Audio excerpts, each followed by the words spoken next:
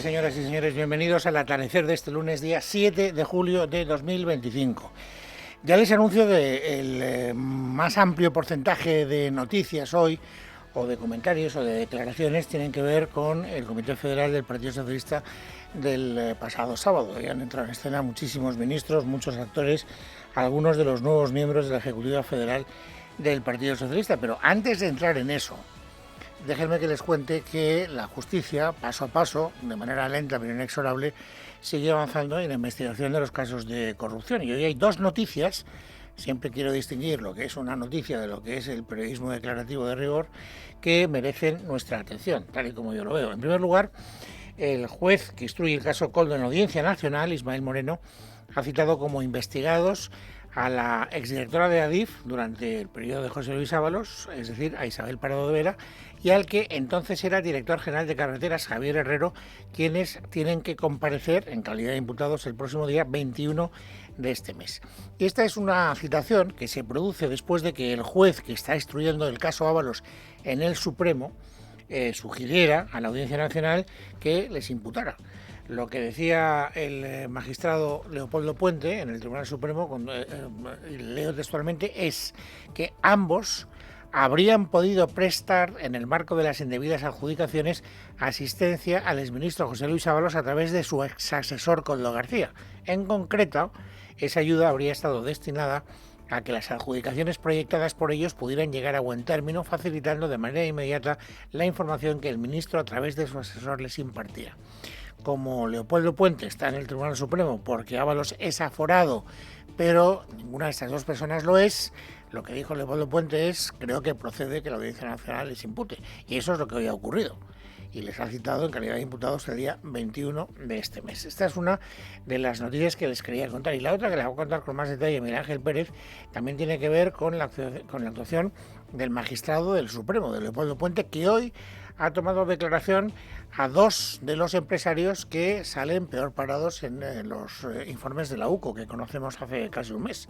Anchón Alonso, el amigo y el presunto socio de Santos Cerdán en la empresa Selvi Navarra, y Fernando Merino, que fue directivo de Acciona, también en Navarra. Los dos han declarado ante el juez, los dos han negado que se pagaran comisiones y los dos han mantenido, según las fuentes que hemos consultado, una actitud bastante chulesca, por decirlo de manera suave. Solo han contestado a su abogado, pero los detalles nos los cuenta Miguel Ángel Pérez. Buenas tardes. Fuentes jurídicas consultadas por Libertad Digital afirman que Anchón Alonso solo ha respondido a las preguntas de su abogada. Ha asegurado que el contrato de Servinavar con Santos Cerdán era un proyecto de escritura y ha negado el cobro de comisiones ilegales a cambio de adjudicación de obra pública. No obstante, ha reconocido el pago de comisiones a Koldo García por conseguir adjudicaciones de obras privadas.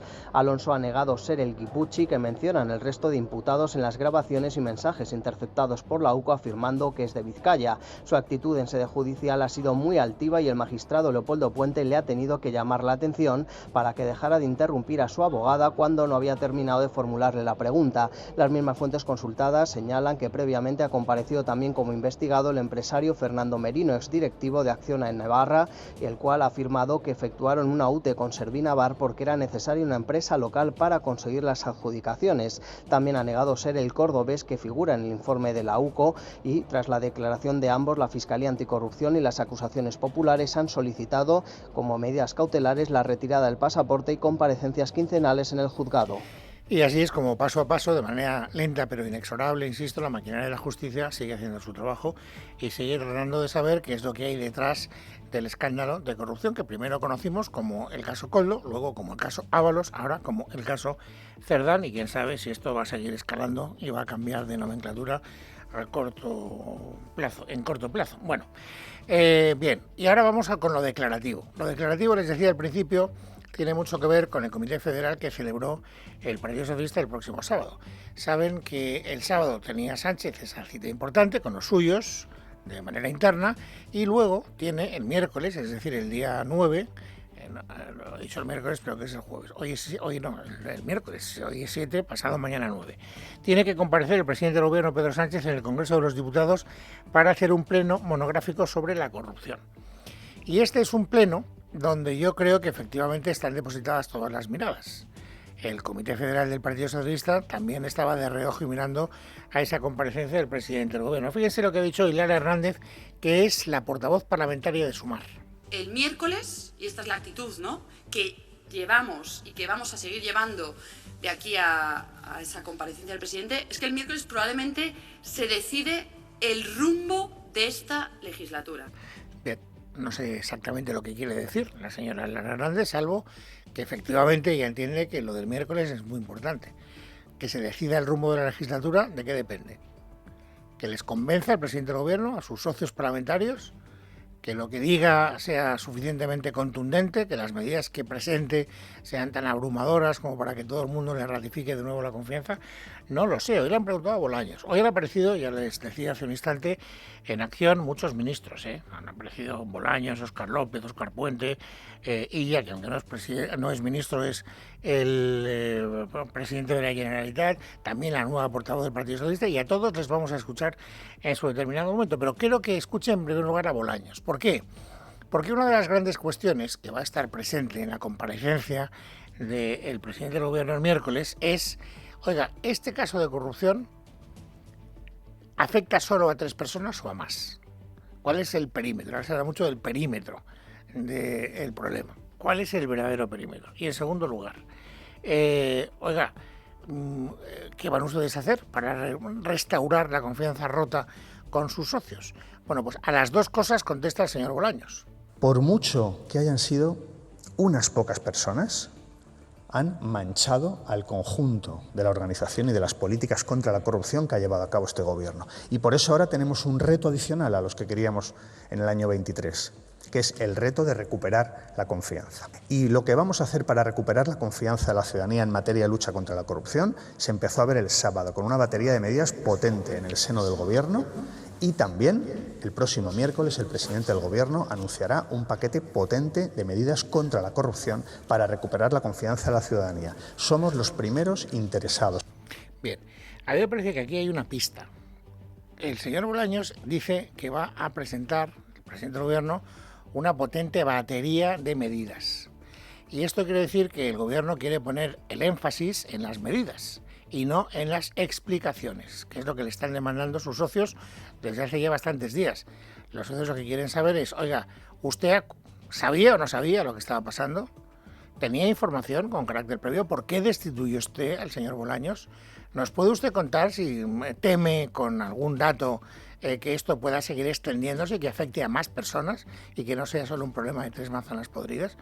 Pero claro, el presidente del Gobierno no parece que esté muy dispuesto a dar explicaciones, sino a presentar medidas, a refugiarse detrás de un paquete de presuntas medidas que luego aplicará con más celeridad o con menos, pero que le permitan salvar el match ball que le han plantado sus socios el próximo miércoles.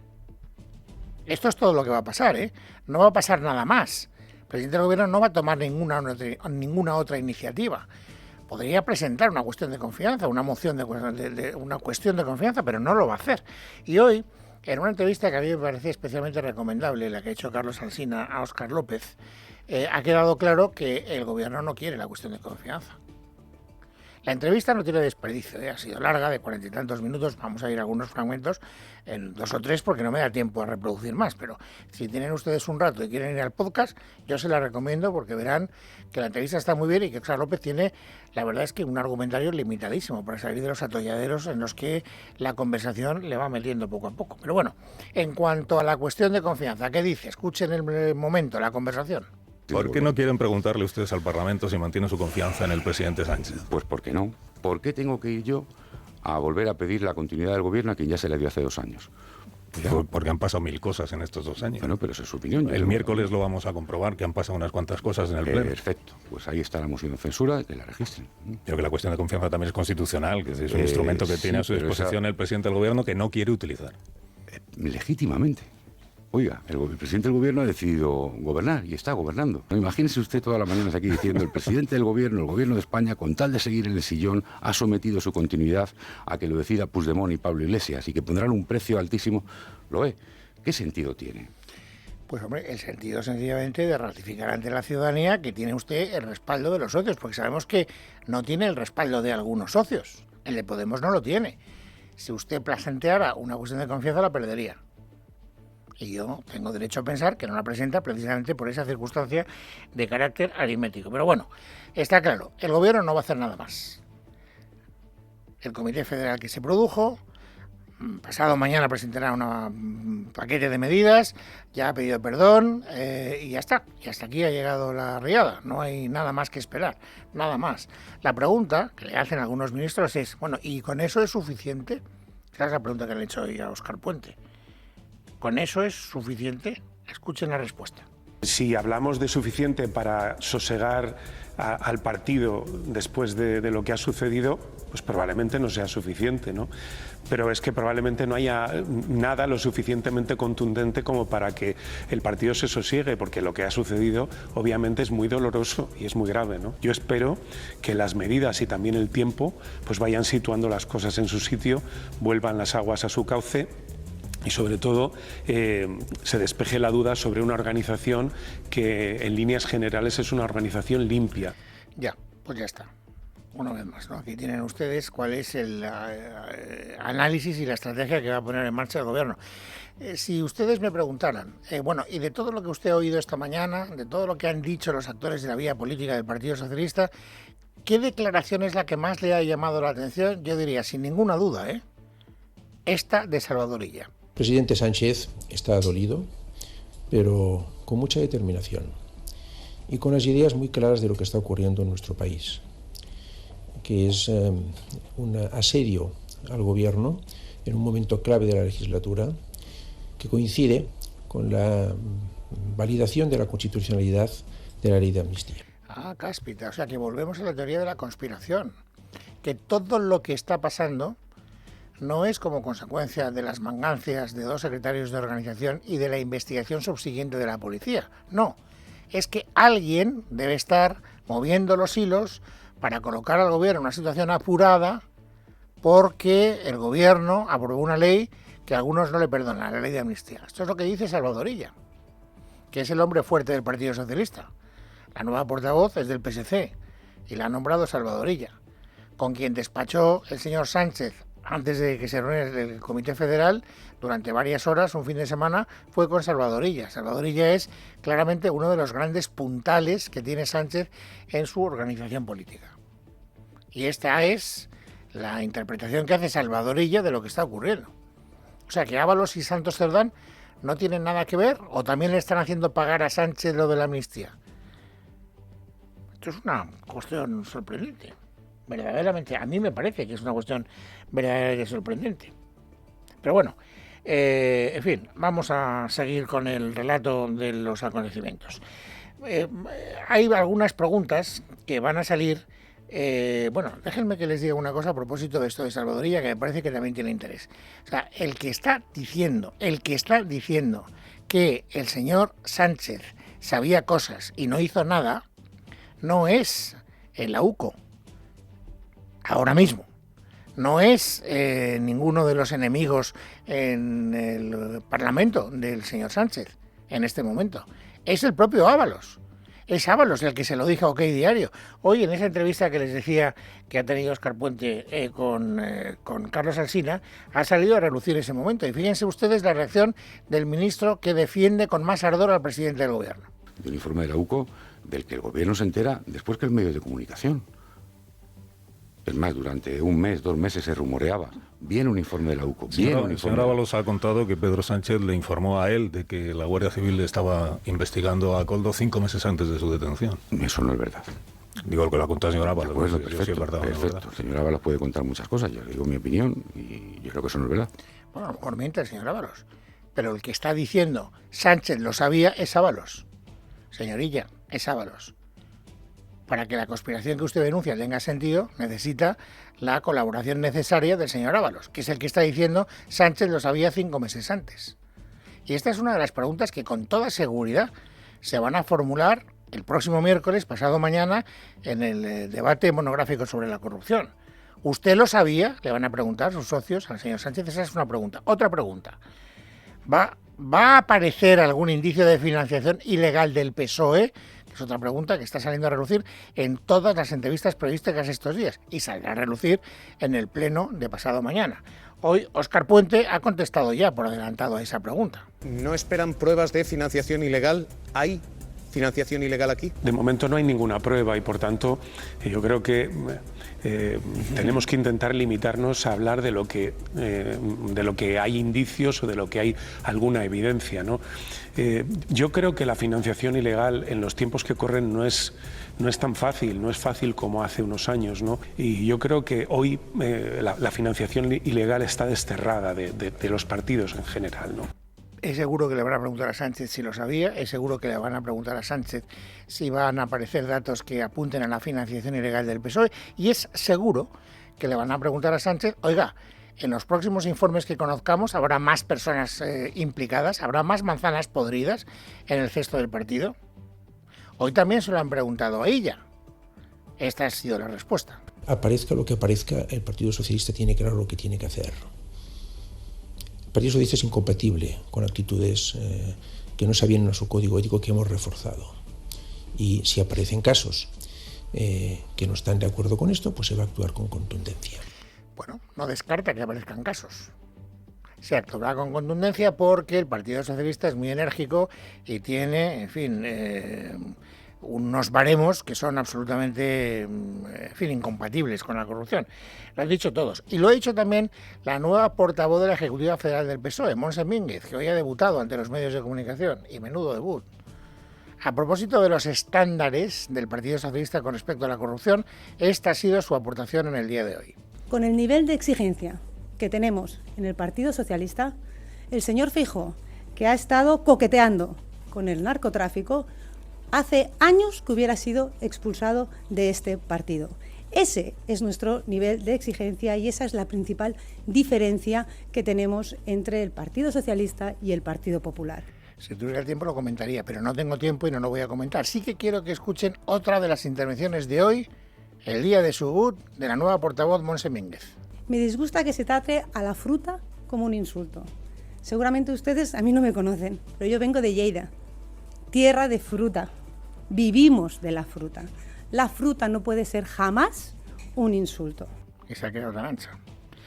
Bueno, es un debut tan curioso, tan asombroso, tan paradójico, que fíjense ustedes, este es un comité federal que estaba marcado en las horas antes, ustedes ya lo saben, por el hecho de que una de las personas inicialmente elegidas para formar parte del equipo de una nueva Secretaría de Organización del partido, Paco Salazar, tuviera que no tomar posesión porque algunas conmilitonas le acusaban de acoso sexual. Entonces tuvo que dar un paso atrás. Gran escándalo en las horas previas a que se reuniera el Comité Federal. Acoso sexual. Bueno, pues a pesar de eso, fíjense ustedes cómo califica Montse Mínguez el Comité Federal de su partido del sábado pasado. Hemos tenido un comité federal que ha sido el más feminista de los últimos años. Salimos de este comité federal reforzados y con ganas de seguir para avanzar y para transformar esta sociedad.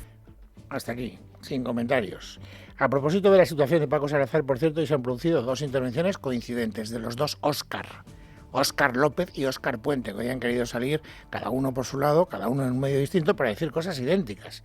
A propósito de la presunta implicación de Paco Salazar en un caso de acoso sexual, en varios, porque han sido varias las socialistas que lo han denunciado. Óscar López dice esto. Yo creo que le honra haberse apartado.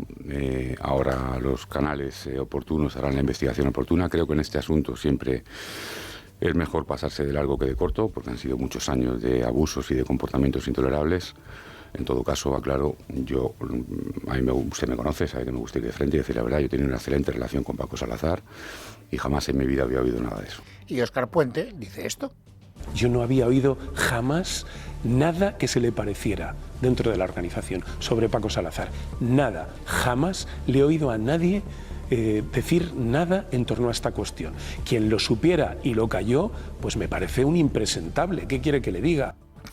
Paco Salazar fue uno de los protagonistas, por lo tanto, de ese comité federal, aunque él no estuviera, digamos, en el centro del problema inicialmente, y otro de los nombres propios que brillaron con luz propia fue el de Emiliano García Paje, el presidente de Castilla-La Mancha. ¿Por qué? Porque se atrevió a decir en el Comité Federal lo que venía diciendo en los medios de comunicación, es verdad que con otro tono. Pero bueno, al final dijo lo mismo. Le dijo a Sánchez, tienes que retirarte, tienes que apartarte, tienes que convocar elecciones o plantear una cuestión de confianza. Se atrevió a decirlo. Y le cayó la Mundial. Bueno, hoy ha querido insistir en las ideas que defendió dentro del Comité Federal. Es más, hablando del debate del partido, ha llegado a decir esto. Yo llevo desde los 16 años en el PSOE y esta es la vez en la que menos crítica escucho en mi vida. En mi vida. A Felipe González no le vi tener miedo a que le discutieran en un comité federal, ni a Almunia, nadie lo tenía, ¿no?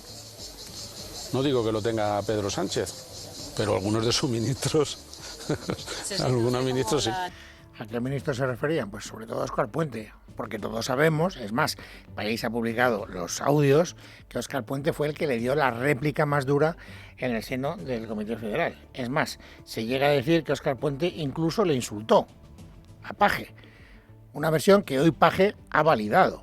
Hay algunos que se piensan que se puede insultar por estar dentro, que dentro se puede decir cualquier cosa. No, yo creo que dentro de la organización también hay que guardar el respeto, ser críticos, tener opinión, ser libres, que es lo que ha sido siempre la izquierda, tener más autocrítica, pero nunca insultar ni ofender en lo personal, porque eso básicamente es la negación de los argumentos, ¿no? ¿Insultó Óscar Puente a Paje, sí o no? Paje da a entender que sí, Puente dice que no. Yo no proferí ningún insulto. Insultos les escucho todos los días por parte del señor García Paje. El viernes, sin ir más lejos, dijo que los miembros de la Ejecutiva estábamos dudando si seguiríamos en el órgano de gobierno del partido o si iríamos a la cárcel. Y cuando se subió al estrado, lo primero que hizo fue girar la cabeza y darnos la enhorabuena, ¿no? Y eso a mí me parece un ejercicio de hipocresía insoportable. Y yo, pues como ni la practico ni la tolero, se lo dije donde se lo tenía que decir. Es lunes, el 7 de julio de 2025. Vamos, amigos, ahora a completar el paisaje informativo sobresaliente del día. Ángeles Hernández, bienvenida, buenas tardes. Buenas tardes, Luis. El ministro de Economía, Comercio y Empresa, Carlos Cuerpo, ha anunciado que retira su candidatura a la presidencia del Eurogrupo tras contrastar que el apoyo que ha recibido no alcanza la mayoría necesaria. Después de semanas intensas de contacto con mis colegas, de recabar apoyo con mis compañeros ministros de Finanzas del Eurogrupo y de conversaciones que han ido hasta última hora de este fin de semana, hemos llegado a la conclusión de que no teníamos garantizados los apoyos necesarios para llevar adelante la candidatura. Esto sumado además al momento complejo que vivimos, que exige de un elemento de unidad, de evitar la fragmentación en un órgano tan importante como es el Eurogrupo, pues lleva en un ejercicio de responsabilidad a que haya decidido dar un paso al lado y en este caso favorecer una candidatura de consenso para la próxima presidencia del Eurogrupo. Y tras el Congreso Nacional de este fin de semana, Miguel Tellado se ha estrenado como secretario general del Partido Popular y lo ha hecho recalcando que el objetivo del Partido Popular, tal y como dijo Feijóo, es gobernar solos. Ha calificado al gobierno de ahora como el gobierno de colisión. Y hoy todo el mundo sabe que solo hay dos opciones, o Sánchez o Feijóo, no hay más, o Sánchez o el Partido Popular. Y el presidente Feijóo explicó que él quiere un gobierno solitario, un gobierno monocolor, un gobierno sólido y un gobierno unido. Esa ha sido la tónica general a lo largo de 4 décadas de democracia en nuestro país.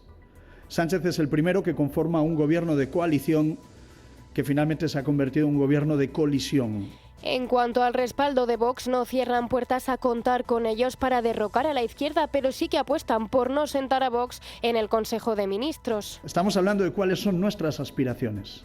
Queremos darle a España un gobierno sólido, un gobierno único, un gobierno unido. Eso solo lo puede dar el Partido Popular y creemos que vamos en esa dirección. Ayer Feijóo también se expresó con claridad. Nosotros no estamos aquí para establecer un cordón sanitario en torno a Vox, como nos pide la izquierda, como pide Pedro Sánchez. No. Vox es la tercera fuerza política de este país. sus votantes merecen un respeto y desde luego nosotros no estamos aquí para arrinconarles. Al terminar, Tellado sin micros ha dicho: vamos a esperar a que haya elecciones y ver los diputados que tenemos, según cuenta Telecinco. ¿Y qué dice Vox al respecto? Pues bien, el portavoz nacional de Vox, José Antonio Fuster, lo ha calificado como un error garrafal. ¿Qué están haciendo? Están volviendo a cometer el mismo gigantesco error que el 23J. No han aprendido nada, nada. Se están repartiendo los sillones, se están hablando de gobiernos cuando no tienen absolutamente nada. Cuando no han presentado ni siquiera, han sido capaces de presentar una moción de censura para desalojar este gobierno. En cuanto al secretario general de Vox, Ignacio Garriga, ha instado a hacer todo lo que haga falta para poder echar al Partido Socialista del gobierno. Mire, la línea roja la marcarán los españoles cuando acudan a las urnas. Nuestra línea roja son nuestros principios, son nuestros valores y, como he dicho, es hacer todo lo que esté en nuestras manos para desalojar a Pedro Sánchez, el responsable no solo de la mayor corrupción que hemos conocido en los últimos años, sino responsable de que hoy los españoles sean más pobres, de que los españoles tengan más inseguridad y de que los españoles hoy vean su identidad más comprometida. Más declaraciones después del Congreso Nacional. Esta vez el presidente de la Generalitat de Cataluña, Salvador Illa, ha cargado contra Isabel Díaz Ayuso al interpretar sus palabras como una provocación. Parece que lo quiere incentivar, ¿no? Parece que es lo que desea, ¿no? Parece que echa de menos el terrorismo en el País Vasco y el secesionismo en Cataluña, ¿no? Algunos trabajan, parece, para incentivarlo, otros trabajamos para resolverlo, ¿no? ¿Esta es la España que ella quiere? ¿Esta es la España que construye? Y el ministro de Justicia, Félix Bolaños, ha afirmado que el impacto de la huelga de jueces y fiscales en los principales órganos jurisdiccionales ha sido prácticamente nulo y ha señalado que no se descontarán días de salario a ningún juez ni fiscal, ya que no consta oficialmente ningún participante en paro. El seguimiento del paro de la semana pasada ha sido mucho más bajo del que pensaban los convocantes, incluso del que pensábamos desde el Ministerio. Y, bueno, pues por darle un ejemplo y una cifra, ¿no? En los órganos centrales de la jurisdicción, es decir, el Tribunal Supremo y la Audiencia Nacional, la incidencia del paro ha estado entre el 3 y el 5%, es decir, insignificante. Y ojo, porque la empresa de trenes Wigo tilda las últimas incidencias en las vías españolas de inaceptables y cree insuficiente la respuesta de Adif, Javier López. Así se ha pronunciado la directora general de la compañía francesa, Hélène Valenzuela, justo una semana después del fallo en la catenaria que provocó que uno de sus trenes quedara detenido, causando un efecto cadena en la vía Madrid-Andalucía. Adif responsabilizó a Wigo por el incidente, a pesar de que el problema no fue directamente culpa de la empresa ferroviaria. En el cuarto foro de movilidad celebrado por El Economista, Valenzuela ha señalado que las explicaciones ofrecidas por Adif, así como las soluciones planteadas, no le parecen aceptables para solventar el problema. No podemos esperar que pasen los problemas. Hay que ir a un mantenimiento mucho más preventivo y no correctivo. No podemos esperar a identificar todos los puntos débiles de la red. Por su parte, el director general adjunto a Presidencia, Estrategia y Relaciones Institucionales de Renfe, Sergio Bueno, aunque ha reconocido su descontento con la situación, ha restado importancia al incidente, asegurando que solo afectó al 1,4% de los pasajeros. Por otra parte, la presidenta de la Comunidad de Madrid, Isabel Díaz Ayuso, ha anunciado que impulsará la inversión de las universidades públicas de la región y ha asegurado que su ejecutivo está trabajando en la primera ley de universidades de la comunidad basada en la igualdad entre todas.